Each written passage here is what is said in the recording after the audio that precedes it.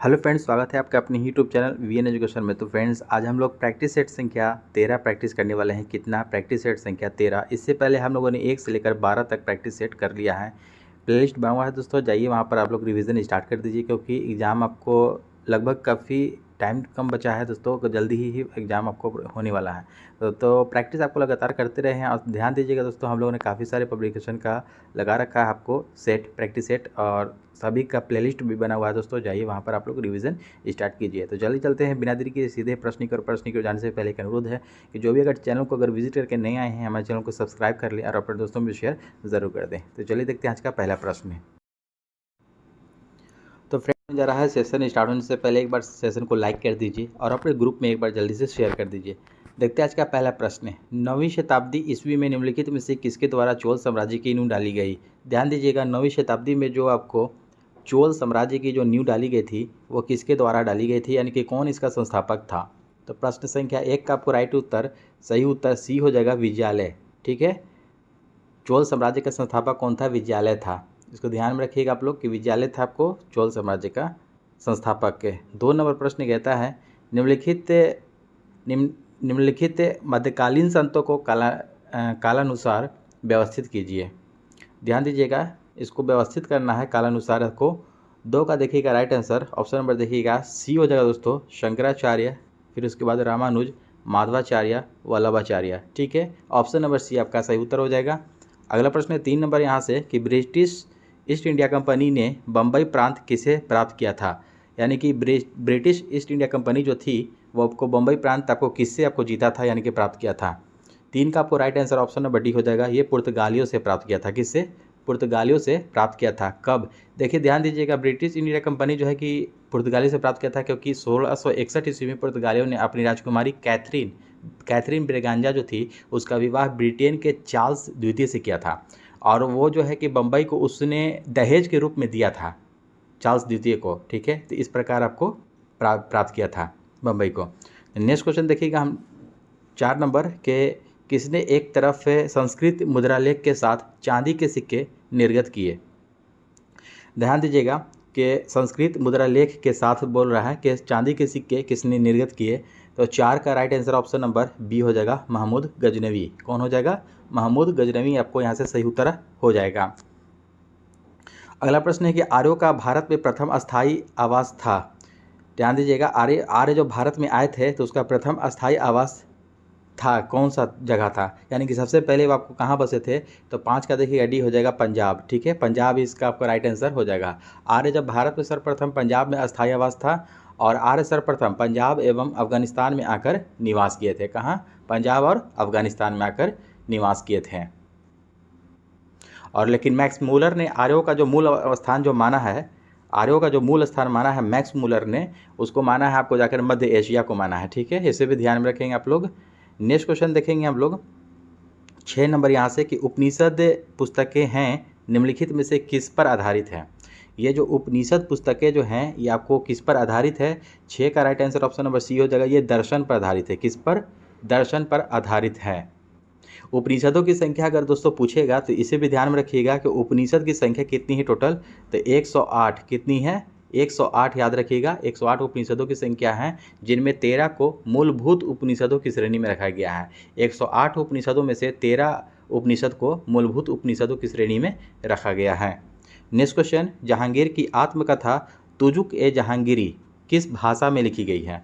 जहांगीर की जो आत्मकथा है तुजुक ए जहांगीरी के नाम से वो कौन सी भाषा में लिखा हुआ है? तो सी हो जाएगा दोस्तों, फारसी। ठीक है, फारसी भाषा में लिखा हुआ है। वहीं एक तरह से देखिएगा बाबर का भी जो आत्मकथा है जो वो आपको तुर्की भाषा में लिखा हुआ है, बाबर का आत्मकथा। ठीक है, नेक्स्ट क्वेश्चन देखेंगे हम लोग 8 नंबर की, किसके नेतृत्व में अंग्रेजों ने सिंध का अधिग्रहण कर लिया? सिंध का जो अधिग्रहण कर लिया था अंग्रेजों ने, किसके नेतृत्व में किया था? 8 का राइट आंसर ऑप्शन नंबर ये हो जाएगा, चार्ल्स नेपियर। क्या हो जाएगा? Charles Napier.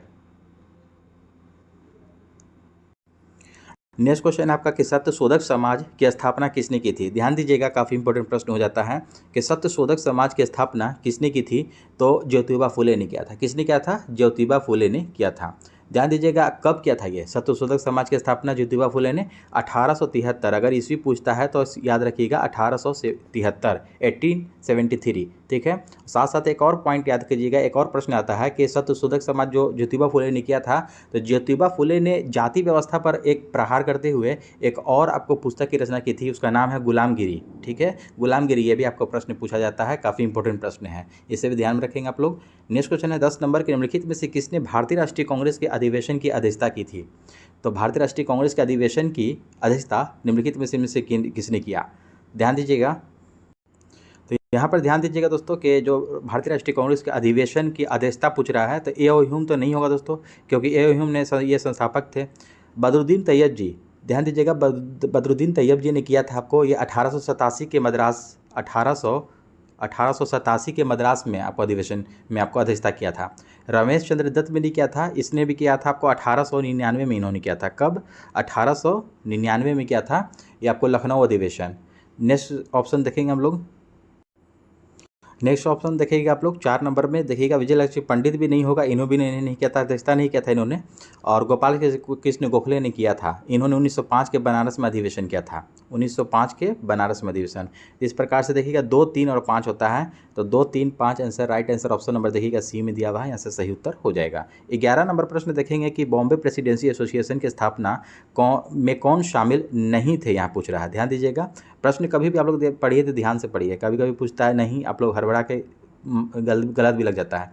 यहाँ ध्यान दीजिएगा कि बॉम्बे प्रेसिडेंसी एसोसिएशन की स्थापना में कौन शामिल नहीं थे। तो 11 का आपको राइट आंसर ऑप्शन नंबर देखिएगा ए हो जाएगा दोस्तों, आनंद चार्लू। ठीक है, आनंद चार्लू जो है आपको शामिल नहीं थे, तो ऑप्शन नंबर ए यहाँ से आपका सही उत्तर हो जाएगा। फिरोज शाह मेहता, बदरुद्दीन तैयब जी, के.टी. तेलंग, ये तीनों आपको शामिल थे बॉम्बे प्रेसिडेंसी एसोसिएशन में, इसका याद रखिएगा। बॉम्बे प्रेसिडेंसी एसोसिएशन की स्थापना जो हुई थी ये 1885 ईस्वी में बम्बई में फिरोज शाह मेहता, बदरुद्दीन तैयब जी और के.टी. तेलंग के द्वारा किया गया था। ये 1885 में इसकी स्थापना की गई थी, इसे भी ध्यान रखिएगा, ईस्वी भी याद कर लीजिए। अगला प्रश्न कहता है दोस्तों कि दीवान ए अर्ज विभाग संबंधित था। तो दीवान ए अर्ज जो एक विभाग था आपको ये संबंधित था, तो किससे संबंधित था ये?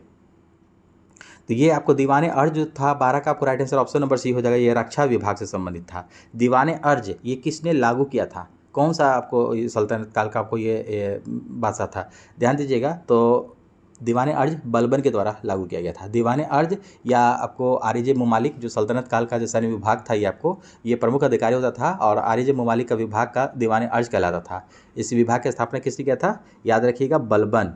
किसने किया था? बलबन ने किया था। ठीक है, ना है ये बलबन। नेक्स्ट क्वेश्चन है कि 18 वर्ष की आयु पर मताधिकार का प्रयोग पहली बार आम चुनाव में कब किया गया? पहली बार आम चुनाव में कब किया गया? 18 वर्ष की आयु पर मताधिकार का यूज़, ठीक है, प्रयोग।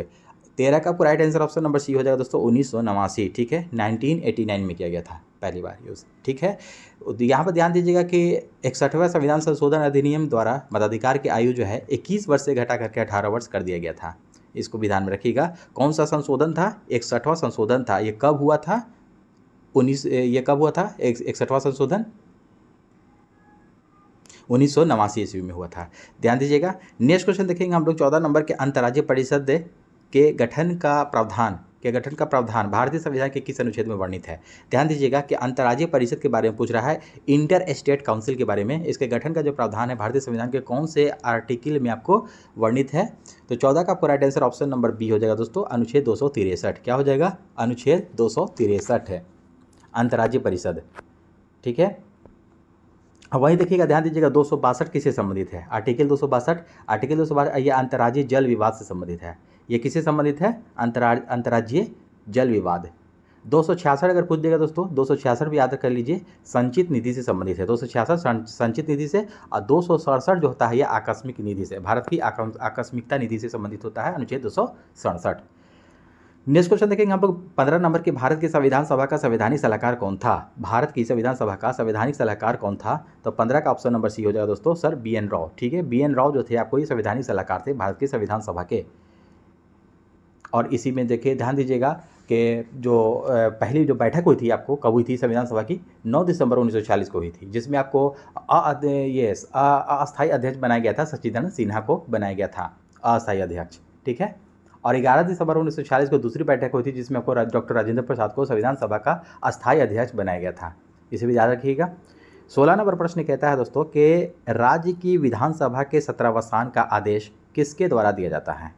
राज्य की विधानसभा का सत्रावसान का जो आदेश जो है किसके द्वारा दिया जाता है।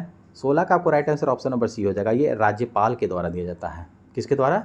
राज्यपाल के द्वारा। अगर अनुच्छेद पूछ देगा तो 174 का 2 याद रखिएगा, 174 का 2 के अनुच्छेद के अनुसार। नेक्स्ट क्वेश्चन 17 नंबर कि भारत में संसदीय प्रश्न पूछने का प्रक्रिया सर्वप्रथम किस अधिनियम द्वारा की गई थी। भारत में संसदीय प्रश्न पूछने का प्रक्रिया सर्वप्रथम किस अधिनियम के द्वारा शुरू की गई थी। 17 का right answer option number B हो जाएगा, भारतीय परिषद अधिनियम 1892 ईस्वी। भारतीय परिषद अधिनियम 1892 ईस्वी। नेक्स्ट क्वेश्चन देखेंगे। नेक्स्ट क्वेश्चन आपका कि कानून के द्वारा स्थापित प्रक्रिया किस देश से लिया गया है। कानून के द्वारा स्थापित प्रक्रिया काफ़ी इंपॉर्टेंट हो जाएगा, ये सब आप लोग याद कर जाइएगा। लूसेंट में दिया हुआ है दोस्तों कि कानून के द्वारा स्थापित प्रक्रिया किस देश से लिया गया है, तो ये जापान के देश से लिया गया। ठीक है, जापान के संविधान से लिया गया है। ऑप्शन नंबर बी यहाँ से आपका राइट आंसर हो जाएगा। अगला प्रश्न है कि भारतीय संविधान के किस लेख में शोषण के विरुद्ध अधिकार दिया गया है। शोषण के विरुद्ध अधिकार भारतीय संविधान के कौन से अनुच्छेद में है, तो 19 का आपको ऑप्शन नंबर ए हो जाएगा, अनुच्छेद 23-24। ठीक है, अनुच्छेद 23 और 24 में दिया गया है।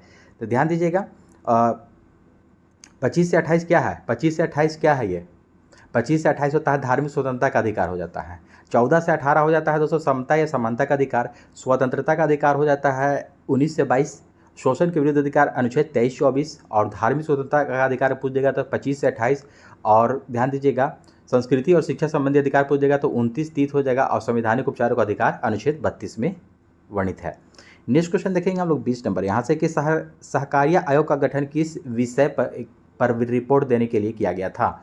सहकारिता आयोग का जो गठन किया गया था कौन से विषय पर रिपोर्ट देने के लिए किया गया था। 20 का आपको right answer option number B हो जाएगा, ये केंद्र राज्य संबंध पर क्या है, केंद्र राज्य संबंध पर दिया गया था। ध्यान दीजिएगा ये सरकारिया आयोग जो आया था, सहकारिया नहीं सरकारिया हो जाएगा, ये र हो जाएगा।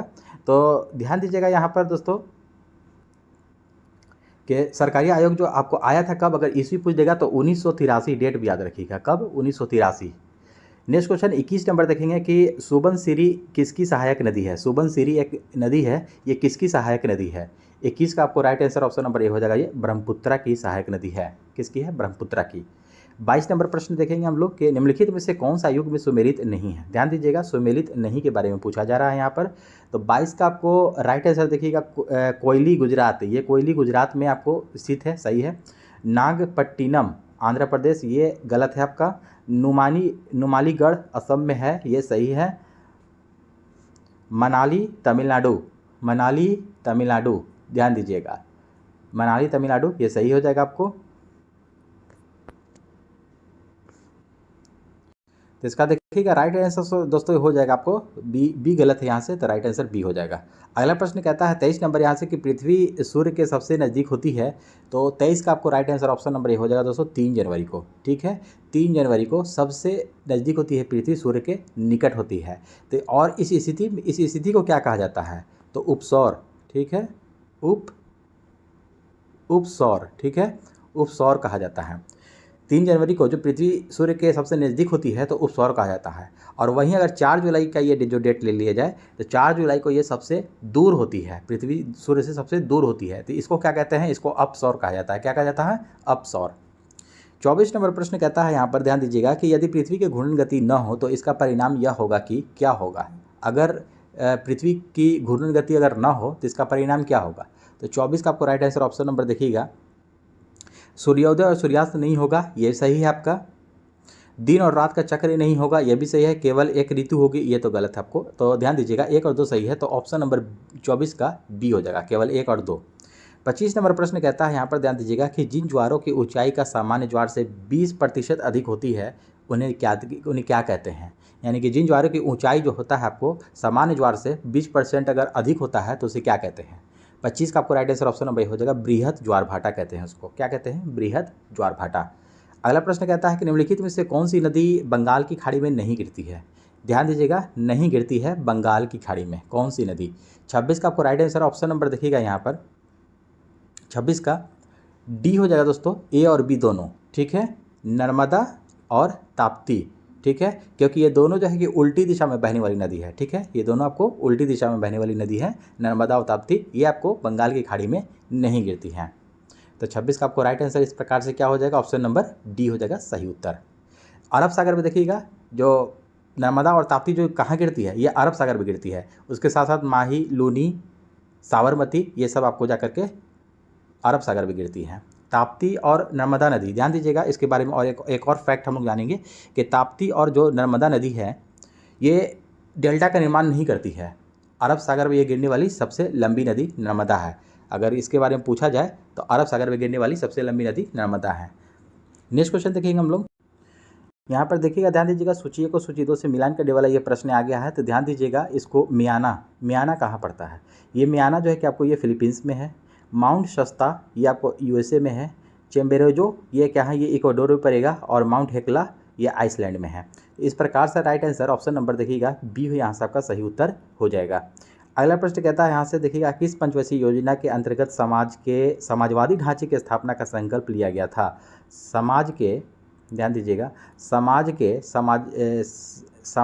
समाजवादी ढांचे की स्थापना का जो संकल्प लिया गया था, कौन सी पंचवर्षीय योजना में लिया गया था। 28 का आपको right answer option number B हो जाएगा, द्वितीय पंचवर्षीय योजना में, सेकेंड वाले में, ठीक है।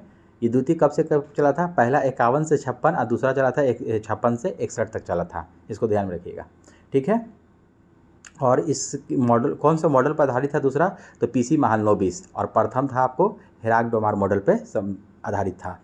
नेक्स्ट क्वेश्चन 29 नंबर हम लोग देखेंगे कि पिछड़े देशों के लिए रोलिंग प्लान का सुझाव किसके द्वारा दिया गया था। ध्यान दीजिएगा, पिछड़े देशों के लिए रोलिंग प्लान जो सुझाव लाया गया था, ये किसके द्वारा दिया गया था। तो 29 का आपको right answer option number A हो जाएगा, जी मिडल के द्वारा, यानी कि गुरनार मिडल के द्वारा लाया गया था, ठीक है। नेक्स्ट क्वेश्चन देखेंगे हम लोग, भारतीय लघु उद्योग विकास बैंक सिडबी का मुख्यालय कहाँ स्थित है। सिडबी का मुख्यालय कहाँ स्थित है, भारतीय लघु उद्योग विकास बैंक। 30 का आपको right answer option number B हो जाएगा, ये लखनऊ में स्थित है, ठीक है।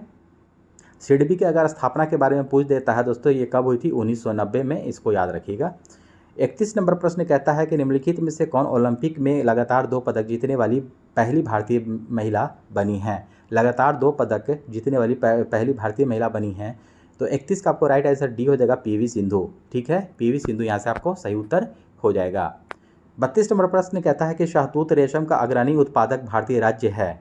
शहतूत रेशम का अग्रणी उत्पादक भारतीय राज्य है, तो कौन सा आपको राज्य हो जाएगा। 32 का आपको राइट आंसर ऑप्शन नंबर देखिएगा, 32 नंबर सी हो जाएगा, कर्नाटक है, ठीक है, कर्नाटक यहाँ से सही उत्तर आपको हो जाएगा इसका। नेक्स्ट क्वेश्चन है 33 नंबर के, बजट एक लेख पत्र है, बजट एक लेख पत्र है किसका।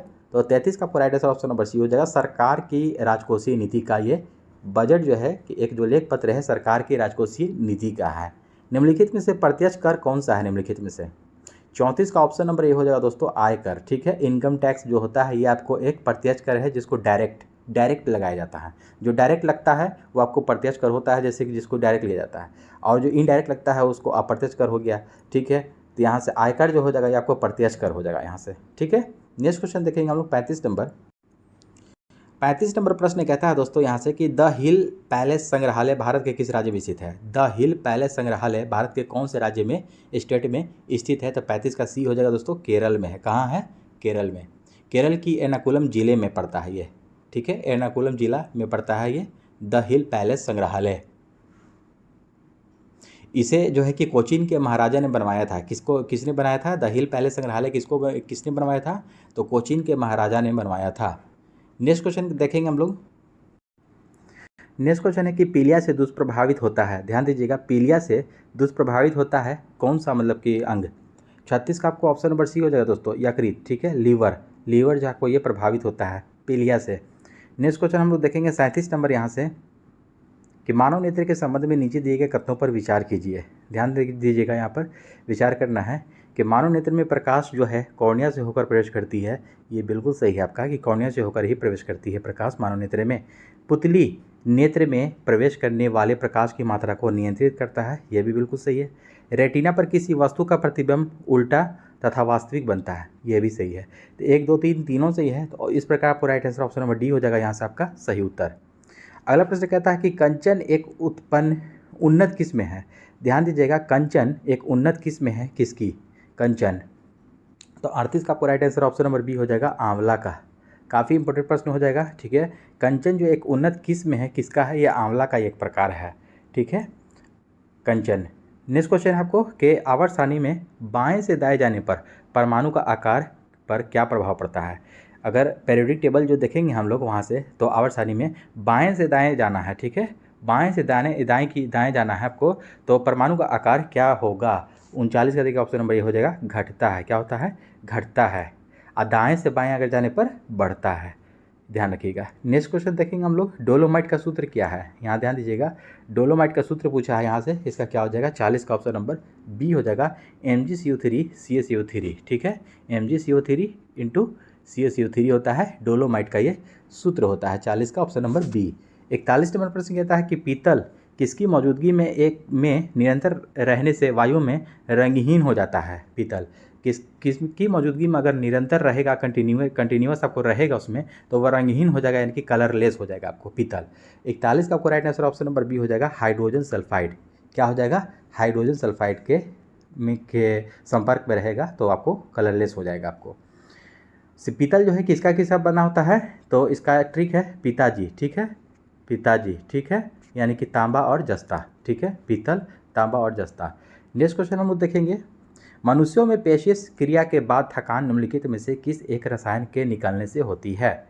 मनुष्यों में पेशीय क्रिया के बाद थकान जो आपको होती है, कौन सा एक रसायन के निकलने से होती है? तो 42 का ऑप्शन नंबर डी हो जाएगा, लैक्टिक एसिड, ठीक हो जाएगा। क्या है? लैक्टिक अम्ल, यानी कि लैक्टिक एसिड के निकलने पर होता है जो थकान महसूस होता है।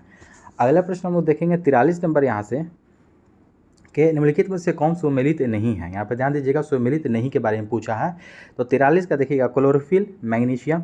क्लोरोफिल में आपको मैग्नीशियम एक धातु रहता है Mg, इसका संकेत होता है, सही है ये। हीमोग्लोबिन आयरन होता है, बिल्कुल सही है। खाने का नमक सोडियम, ये भी सही है आपका।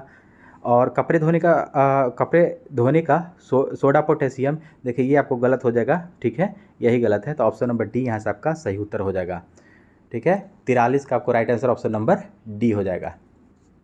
कपड़ा धोने का जो सोडा होता है, सोडियम कार्बोनेट होता है, उसका क्या होता है नाम? सोडियम कार्बोनेट है।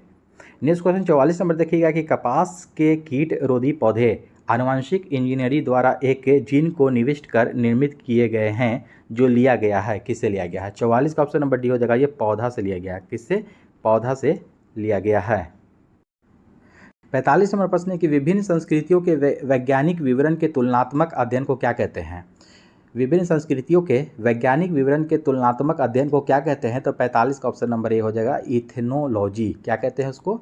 इथेनोलॉजी कहते हैं उसको, ठीक है। इथेनोग्राफी किसको कहते हैं? इथेनोग्राफी के बारे में भी जान लीजिए कि किसी विशिष्ट संस्कृति का अध्ययन को, किसी विशिष्ट संस्कृति के अध्ययन को इथेनोग्राफी कहते हैं, ठीक है ना। इथोलॉजी किसको कहते हैं? मानव सहित सभी जंतुओं का व्यवहार का अध्ययन को इथोलॉजी कहा जाता है। और एथिक्स में क्या होता है कि नैतिक आचार तथा कर्तव्य का मनोवैज्ञानिक अध्ययन होता है एथिक्स में। नेक्स्ट क्वेश्चन है कि निम्नलिखित में से कौन सा एक सुमेलित नहीं है? इनमें से ध्यान दीजिएगा, तो ऑप्शन नंबर देखिएगा, डेसिबल ध्वनि की प्रबलता की इकाई है, बिल्कुल सही है। अश्वशक्ति शक्ति की इकाई है, बिल्कुल सही है। समुद्री बिल नौ संचालन में दूरी की इकाई है, बिल्कुल सही है। सेल्सियस उष्मा की इकाई है, ये गलत है आपको। तो देखिएगा, ध्यान दीजिएगा, ऑप्शन नंबर डी गलत है, तो ऑप्शन नंबर डी यहाँ से आपका सही उत्तर हो जाएगा। सेल्सियस ताप को मापने का मात्रक है, न कि उष्मा को, ठीक है। नेक्स्ट क्वेश्चन हम लोग देखेंगे यहाँ से कि वॉशिंग मशीन का कार्य सिद्धांत है, तो ये किस पर, कौन से सिद्धांत पर कार्य करता है? तो ये अपकेंद्रण के सिद्धांत पर कार्य करता है। ऑप्शन नंबर ए यहाँ से आपका सही उत्तर हो जाएगा। नेक्स्ट क्वेश्चन कहता है 48 नंबर यहाँ से कि निम्नलिखित में से कौन सा कथन सत्य है? सत्य के बारे में पूछ रहा है। तो 48 का देखिएगा, किसी वस्तु का द्रव्यमान समान रहता है जबकि स्थान के अनुसार भार बदलता रहता है। ऑप्शन नंबर ए यहाँ से आपका ही सही उत्तर हो जाएगा, तो आगे पढ़ने की ज़रूरत नहीं है। तो नेक्स्ट क्वेश्चन हम लोग देखेंगे 49 नंबर यहाँ से कि मानव शरीर में प्रोटीन का पाचन निम्नलिखित में से किस अंग में प्रारंभ होता है? मानव शरीर में प्रोटीन का जो पाचन जो होता है, तो मानव शरीर में कौन से अंग में आपको शुरू होता है? प्रोटीन पचने का काम शुरू होता है। 49 का ऑप्शन नंबर डी हो जाएगा, ये आमाशय में पचता है। कहाँ? आमाशय में। प्रोटीन, मानव शरीर में जो प्रोटीन, मानव के शरीर में जो प्रोटीन पचता है, आमाशय में पचता है। नेक्स्ट क्वेश्चन देखिए, WBC का बनना तथा RBC का विनाश होता है। WBC का बनना और RBC का विनाश जो होता है, 50 का आपको right answer option number B हो जाएगा, स्प्लीन यानी कि प्लीहा में। किसमें? स्प्लीन में प्लीहा में आपको हो जाएगा। आरबीसी का बनने का ये नष्ट होने का समय 20 से 120 दिन इसका जीवन काल है, इसको भी ध्यान रखिएगा। नेक्स्ट क्वेश्चन देखेंगे हम लोग 51 नंबर के, निम्नलिखित में से किस में ऋणात्मक आवेश होती है। ध्यान दीजिएगा, किस में आपको ऋणात्मक आवेश होती है। तो 51 का आपको right answer option number C हो जाएगा, बीटा कण में। ठीक है, बीटा में आपको ऋणात्मक होता है, अल्फा में पॉजिटिव होता है। नेक्स्ट क्वेश्चन, एक तत्व के समस्थानिक अलग अलग होते हैं। तो 52 का आपको right answer option number B हो जाएगा, द्रव्यमान संख्या में अलग अलग होते हैं समस्थानिक के। 53 नंबर प्रश्न कहता है कि थैलीसीमिया के रोगी में शरीर निम्नलिखित के संश्लेषण की क्षमता नहीं रखता है। किस थैलीसीमिया अगर कोई रोगी का शरीर है, कोई किसी आदमी को थैलीसीमिया अगर हो गया है तो वो संश्लेषण की क्षमता की नहीं रखता है किसमें। तो 53 का आपको right answer option number C हो जाएगा दोस्तों, हीमोग्लोबिन यहाँ से आपका सही उत्तर हो जाएगा। नेक्स्ट क्वेश्चन देखेंगे 54 नंबर प्रश्न कहता है कि देखिएगा, मिलान करना है कि हाइड्रोलिक दाब का सिद्धांत, ये आपको पास्कल में चले जाइए। ठीक है, हाइड्रोलिक दाब का सिद्धांत पास्कल। गति के जड़त्व का सिद्धांत ये हो जाएगा आपको गैलीलियो। फिर उसके बाद सौर प्रणाली का हीलियोसेंट्रिक सिद्धांत, तो सी का आपको राइट आंसर देखिएगा, ये हो जाएगा कोपरनिकस में चले जाइए 1 नंबर। और गुरुत्वाकर्षण का सार्वत्रिक नियम ये न्यूटन हो जाएगा आपका। इस प्रकार 54 का आपको राइट आंसर ऑप्शन नंबर देखिएगा यहाँ से बी आपको सही उत्तर हो जाएगा, मिलाइएगा तो। नेक्स्ट क्वेश्चन है कि हवाई जहाज़ से यात्रा करते समय पेन से स्याही निकलने लगती है। काफ़ी इजी प्रश्न है। 55 का आपको right answer option number A हो जाएगा, वायुदाब की कमी के कारण पेन हवाई जहाज में यात्रा करने समय पेन से स्याही रिसने लगता है। 56 नंबर प्रश्न कहता है कि वास्तविक गैस किन परिस्थितियों में आदर्श गैस का व्यवहार करती है। वास्तविक गैस जो है किन परिस्थिति में आदर्श गैस का व्यवहार करने लगती है। 56 का आपको right answer option number B हो जाएगा, निम्न दाब एवं उच्च ताप के कारण। निम्न दाब प्रेशर यानी कि लो होगा और टेम्परेचर हाई होगा, उस कारण होता है आदर्श गैस का व्यवहार करती है वास्तविक गैस। 57 नंबर प्रश्न कहता है कि निम्नलिखित में से किससे टेप रिकॉर्डर की टेप लेपित रहती है। 57 का आपको right answer option number B हो जाएगा, आपको फेरोमैग्नेटिक चूर्ण। क्या हो जाएगा, फेरोमैग्नेटिक चूर्ण से लेपित रहती है। नेक्स्ट क्वेश्चन हम लोग देखेंगे यहाँ से 58 नंबर कि किसी लिफ्ट में बैठे हुए व्यक्ति को अपना भार कब अधिक मालूम पड़ेगा। तो अधिक मालूम कब पड़ेगा, जब लिफ्ट ऊपर की तरफ जा रही हो। तो 58 का देखिएगा ऑप्शन नंबर ए ही हो जाएगा कि जब लिफ्ट त्वरित गति से ऊपर जा रही हो तो अब व्यक्ति को अपना भार अधिक मालूम होगा, कम नीचे जा रहा है तो कम मालूम होगा। 59 नंबर प्रश्न कहता है कि साबुन के पतले झाग में चमकदार रंगों का बनना किस परिघटना का परिणाम है। साबुन के पतले झाग में चमकदार रंगों का बनना किस परिघटना का परिणाम है। 59 का ऑप्शन नंबर ये हो जाएगा, बहुलित परावर्तन और व्यतिकरण के कारण ये होता है। ठीक है, बहुलित परावर्तन और व्यतिकरण। अगला प्रश्न है, सर्वाधिक विद्युत चालकता वाला तत्व कौन सा है इनमें से। चांदी, कॉपर, एल्यूमिनियम, लोहा। तो ध्यान दीजिएगा 60 का right answer option number A हो जाएगा दोस्तों, यहाँ से चांदी आपको सबसे ज़्यादा इसमें विद्युत की चालकता वाला तत्व है। अगला प्रश्न कहता है यहाँ से कि जीवमंडल आरक्षित क्षेत्रों की पहली परियोजना स्कीम कौन सी थी। ध्यान दीजिएगा 61 का right answer option number B हो जाएगा, नीलगिरी जीवमंडल आरक्षित क्षेत्र। नीलगिरी जीवमंडल आरक्षित क्षेत्र हो जाएगा राइट आंसर। विद्युत ऊर्जा को यांत्रिक ऊर्जा में बदलने वाली युक्ति कौन सी है। ध्यान दीजिएगा, विद्युत ऊर्जा को यांत्रिक ऊर्जा में कौन बदलता है। डायनेमो, ट्रांसफार्मर, विद्युत मोटर या लाउड स्पीकर। क्या हो जाएगा, 62 का राइट आंसर देखिएगा सी हो जाएगा दोस्तों, विद्युत मोटर। ठीक है, विद्युत मोटर में जैसे हम लोग विद्युत देंगे यानी कि विद्युत ऊर्जा उसमें जैसे जाएगी तो आपको यांत्रिक ऊर्जा में चेंज हो जाता है कन्वर्ट करके। जैसे कि घर में आपके पानी जो चढ़ता है टंकी में मोटर ऑन करने पर, तो वही हो जाएगा विद्युत मोटर, यहाँ से आपका सही उत्तर। नेक्स्ट क्वेश्चन देखिएगा यहाँ पर कि जैविक आनियोनिक क्रिया कि किस प्रकार में एक जाति को लाभ तथा दूसरी जाति को हानि होती है। यानी कि जैविक आनियोनिक क्रिया के किस प्रकार की एक जाति को लाभ होती है और दूसरी जाति को हानि होती है। 63 का ऑप्शन नंबर ये हो जाएगा, परजीविता को। क्या हो जाएगा, उसको क्या कहते हैं, परजीविता। परजीविता एक ऐसी स्थिति है जिसमें परजीवी अपने आश्रयदाता से पोषण प्राप्त कर उसे नुकसान तो पहुंचाता है पर सामान्यतः उसे मारता नहीं है। उदाहरण में जैसे कि आप अमरबेल ले लीजिए, जूं ले लीजिए, जो आपके आदमी के जो सर में रहता है जूं, या जानवर के बॉडी में। नेक्स्ट क्वेश्चन है कि निम्नलिखित में से कौन सा जैविक नाइट्रोजन निर्धारण से संबंधित है। 64 का ऑप्शन नंबर डी हो जाएगा, नीला हरा शैवाल हो जाएगा, यहाँ से आपको सही उत्तर। अगला प्रश्न कहता है कि पारा प्रदूषक के रूप में किससे उत्सर्जित होता है। पारा जो है प्रदूषक के रूप में किससे आपको उत्सर्जित होता है। 65 का ऑप्शन नंबर ये हो जाएगा कोयला आधारित विद्युत संयंत्रों से, कोयला आधारित विद्युत संयंत्रों से। 66वां प्रश्न है कि विश्व पर्यावरण दिवस 2023 का थीम या विषय क्या है? तो 66 का ऑप्शन नंबर ये हो जाएगा सॉल्यूशन टू प्लास्टिक पोल्यूशन। ठीक है, solution to plastic pollution. Next question कि हाल में प्रदान किए गए जीआई टैग के उत्पादों के संबंध में कौन सम्मिलित नहीं है इनमें से? तो 67 का देखिएगा राइट आंसर देखिएगा खामती चावल, ये अरुणाचल प्रदेश सही है। रायगड़ा शॉल ये असम, ये गलत है। सलेम साबूदाना तमिलनाडु सही है ये।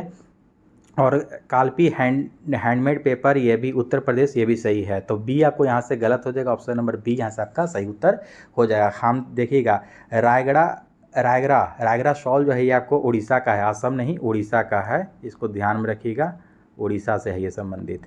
68 नंबर प्रश्न कहता है कि वार एंड वुमन पुस्तक के लेखक कौन है? वार एंड वुमेन पुस्तक के लेखक कौन है? 68 का ए हो जाएगा doctor M.A. Hasan, doctor M.A. Hasan. 69 हो जाएगा आपको विश्व खुशहाली सूचकांक 2023 में भारत का स्थान क्या है खुशहाली में? तो 69 का right answer option number A हो जाएगा 126वां। खुशहाली में भी 126वां है और शांति में भी 126वां ही स्थान है, इसको ध्यान में रखिएगा दोनों को। नेक्स्ट क्वेश्चन हम लोग देखेंगे। 70 नंबर प्रश्न कहता है कि विश्व पर्यटन संगठन के द्वारा भारत के किस गांव को सर्वश्रेष्ठ पर्यटन गांव 2023 का पुरस्कार दिया गया है? विश्व सर्वश्रेष्ठ पर्यटन गांव का पुरस्कार दिया गया है। तो 70 का डी हो जाएगा दोस्तों धोर्डो ये गुजरात का एक धोर्डो गांव है। भारत की पहली पुलिस ड्रोन यूनिट किस शहर में लॉन्च की गई है? पुलिस ड्रोन यूनिट, तो बी हो जाएगा दोस्तों यहाँ से आपको चेन्नई में सही उत्तर हो जाएगा। 72 नंबर प्रश्न कहता है कि माउंट एवरेस्ट के पास 21,500 फीट से स्काई डाइव करने वाली पहली महिला कौन बनी है? 72 का right answer option number A हो जाएगा शीतल महाजन। ठीक है, शीतल महाजन 21,500 फीट से स्काई डाइव करने वाली पहली महिला बनी है माउंट एवरेस्ट के पास से। 2023 एशियाई एथलेटिक चैंपियनशिप में भारत ने पदक तालिका में कौन सा स्थान प्राप्त किया है? तो 73 का सी हो जाएगा दोस्तों, तीसरा स्थान प्राप्त किया है। अगला प्रश्न है 74 नंबर के 2023 के रमन मैग्सेसे अवार्ड से सम्मानित 4 संयुक्त विजेताओं में कौन भारतीय व्यक्ति शामिल हैं? तो 74 का ऑप्शन नंबर सी हो जाएगा दोस्तों doctor Ravi Kannan R, doctor Ravi Kannan R. तो 75 नंबर प्रश्न है इस सेट का अंतिम प्रश्न है कि वर्ष 2023 का अर्थशास्त्र क्षेत्र में नोबेल का पुरस्कार किसे प्रदान किया गया है? तो 75 का right answer option number C हो जाएगा क्लाउडिया गोल्डिन को। देखिएगा किसमें मिला है? अर्थशास्त्र के क्षेत्र में 2023 का नोबेल पुरस्कार क्लाउडिया गोल्डिन को मिला है, तो यहाँ पर ध्यान रखिएगा। तो दोस्तों ये नरगिस मोहम्मदी को इसको ये शांति में मिला है, इसको भी इनका भी नाम याद रखिएगा। तो दोस्तों आई होप कि आज का भी सेशन अच्छा लगा हो तो हमारे चैनल को सब्सक्राइब करें और अपने दोस्तों में शेयर ज़रूर करें। जय हिंद।